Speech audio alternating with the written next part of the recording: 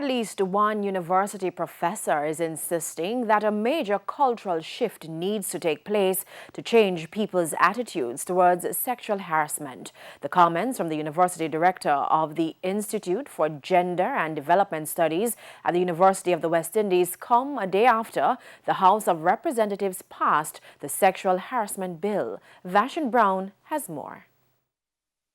The Sexual Harassment Protection and Prevention Act was passed in the lower house on Tuesday with 10 changes. It will now go to the Senate for approval.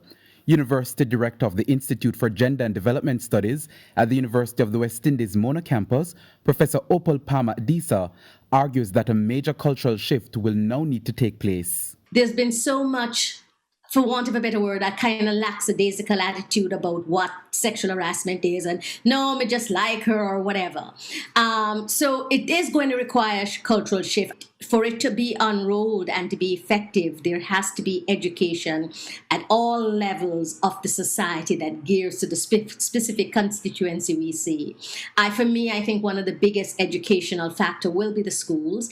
I think the Ministry of Education, and I hope they will work with us, the Institute, to develop a curriculum for all schools that speak to these issues and make corrective changes. Professor Adisa says though she had recommended that victims be given up to 10 years to make a complaint, she welcomes the provision in the bill that allows complaints to be made up to 6 years after the alleged incidents. The second thing that we were concerned about, because we wanted to make sure that people understand the seriousness of that, was the fines. And so the fines have been really extended to $1 million so that people know that we're not playing. This is serious and it needs to stop. And if it doesn't stop, there are major financial consequences. During the debate in Parliament last evening, Justice Minister Delwarchuk argued that the tribunal hearing complaints will have great difficulty balancing the complaints that come before it. We need to find the right balance.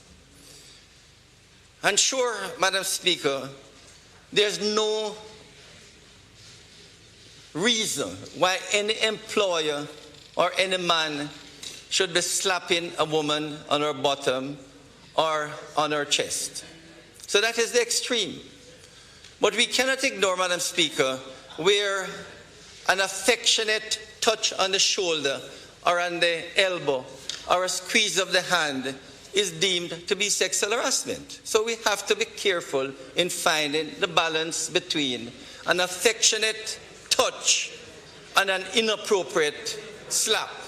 Gender Affairs Minister Olivia Babsy-Grange argues that the bill is gender neutral, as both men and women oftentimes recount experiences of sexual harassment. This bill seeks to protect and prevent sexual harassment in not only workplaces and institutions, but also in accommodations, be they residential or business accommodations. Therefore, Madam Speaker, the landlord and tenant relationship is captured in Clause 11 of the bill. Vashon Brown, TVJ News.